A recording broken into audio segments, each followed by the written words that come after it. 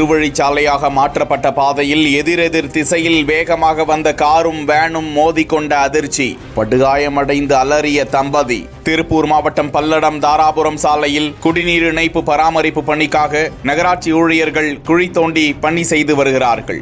இதனால் பல்லடம் தாராபுரம் சாலை ஒரு வழிச்சாலையாக மாற்றப்பட்டிருக்கிறது. இந்நிலையில் ருத்ராவதியில் இருந்து சொகுசு காரில் பழனிசாமி தனது மனைவி செல்வியோடு கோவை நோக்கி சென்று கொண்டிருந்தார். அப்போது எதிரிட்டு வேன் வந்து கொண்டிருக்க பழனிசாமி காரின் வேகத்தை குறைத்தாலும் எதிரே வேகமாக வந்த வேன் காரின் மீது மோதி விபத்துக்குள்ளாகிவிட்டது.